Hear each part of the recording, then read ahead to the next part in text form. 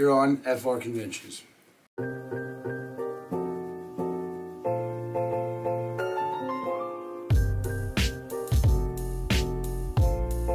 Yeah, it was really Linda Lowry. She casts Grey's Anatomy, Friday Night Lights. She cast me Friday Night Lights years ago. She's a really good casting person, associate director. And I hadn't seen her in years, and she brought me in, and I knew who she was, of course, and she was like, I feel like I've casted you and things. I'm like, wow, that's how much of a badass she is. You just, love her to death, and she brought me in, and I kind of just didn't think I was right for the part, to be honest, and then they had me actually come in and read for Ryan Tanner and Jack Gibson, and then I saw it's all coming back to me, and then I saw Alberto at the audition. We'd known each other for a good while from acting class, and I think maybe somewhat they saw our camaraderie. They he's definitely more of a Ryan Tanner. I'm not sure if I'm Jack still, but I guess that's kind of very Jack-like. Yeah, I went in 3 times, and I actually took my girlfriend at the time to Disneyland, which is kind of funny because it's a Disney adjacent production.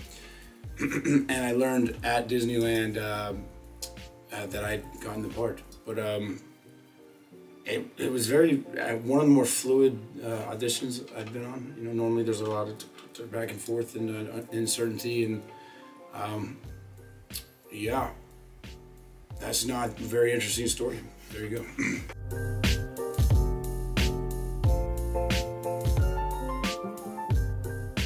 We still, you know, we see those nuances throughout the show of just how he,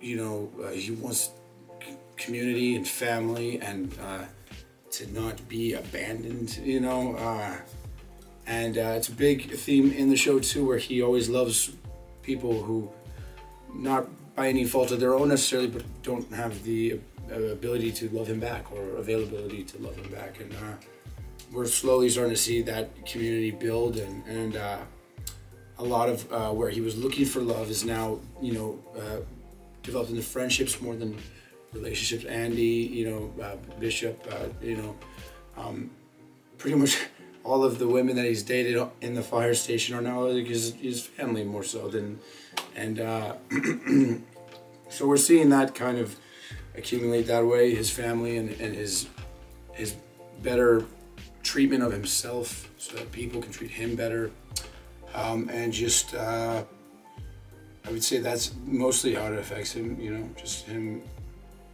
really longing for some sort of permanent or more stable, consistent family.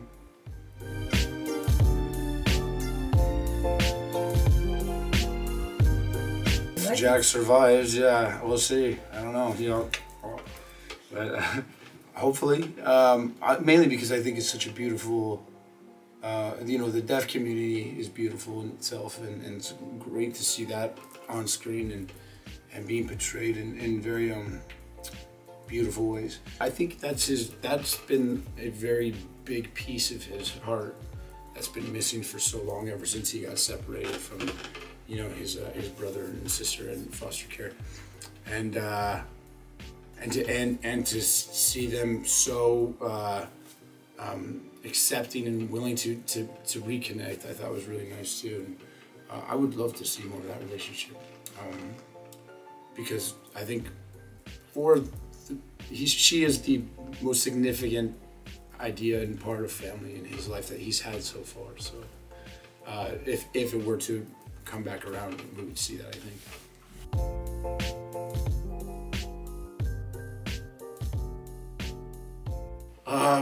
I was on a live during COVID, during lockdown with Danielle, and I actually predicted that.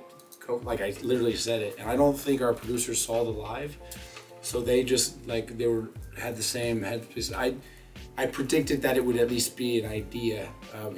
Obviously it didn't happen or whatever, but yeah, I think it's really quite sweet how they.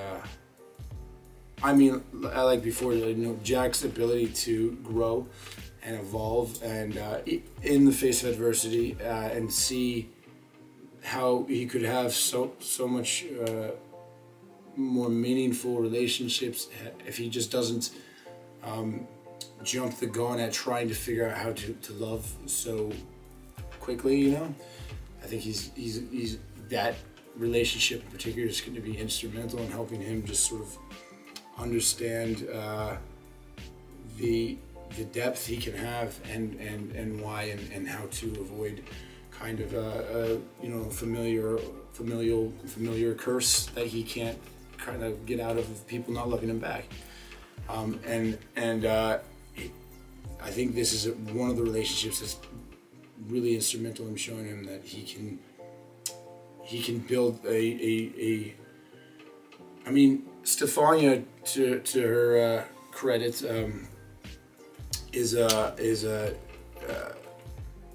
such a forgiving, you know, force in ways that he screws up, even to her, you know, even having hurt her through Maya or whatever, and forgiving him, you know, it's, I think, just really just beautiful that anyone could do that, you know, but also that after the fact, even say like family, we can build a family here, and it doesn't have to be this toxic poison thing that it was. It can become something through growth and whatnot, which, I mean, that's very much her character, but yeah, I just love that little trio, maybe 4-0 someday, but and just how it's one of the, I think, most significant places that Jack is getting a mature approach to dealing with a lot of things and whatnot, and then also patience, you know, mainly through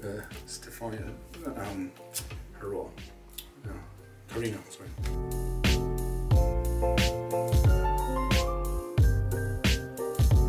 Yeah, I think that is also one of the most instrumental ways that he's been able to grow and take responsibility, I think, a lot for his actions, and not distract himself by doing the same thing.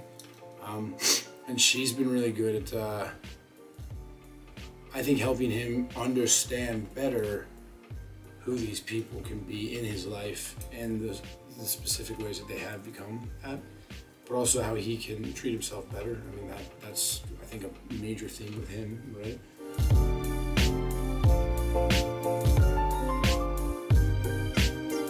That's a good point. I didn't even think of all that. See, this is, the writers should listen to the fans more. I think it's very possible. I think he's kind of a dope anyway, though. You know, he forgets lots of things.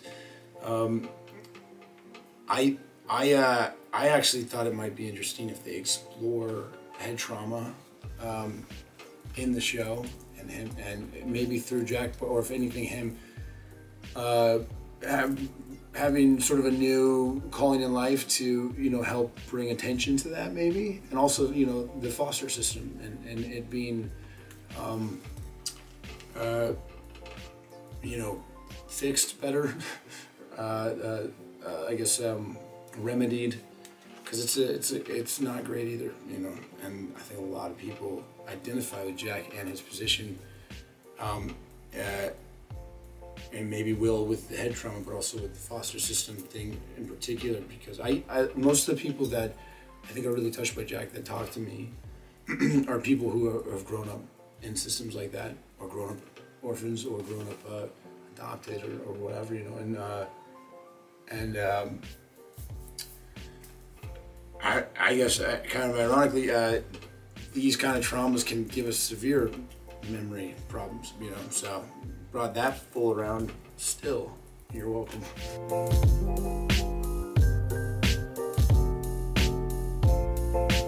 Yeah, I am their favorite character, all of them. Yeah. Oh, you mean fans, not Stefania? No, I'm all their favorite. The casts Jack's her favorite character. Everyone says it. It's not a big deal. It's really sweet. It's always fun hanging out with Stefania and Danielle. They're just so sweet, and I love seeing those two with their professionalism and their you know, kind of just seemingly like just with ease, just way of, you know, doing things with such elegance and class and funny. They're so funny. Not as funny as me, obviously, but they're really funny. I hadn't actually met, besides Camilla, which is, I hadn't seen her in ages, but there's always been talk about those two because of their similar, you know, sort of backgrounds, maybe unionizing as well. But Chandra, I can't freaking think right now. It's been a long week. Shonda Rhimes, she's so good, as well as Linda, our casting associate, and the whole gang are so good at finding people. There's like a no asshole policy on set, so like when I'm like being a tyrant and I'm breaking things and yelling at people and demanding them, they're like, "Hey man, no, we don't do that." I'm like, "You're right, I gotta stop," you know, and we're cool. But that, I'm sorry, I'm like way out of it right now. Basically, it's such a sweet community and so easily interchangeable when I'm meeting the other kind of worlds there, and how we they're just quality people.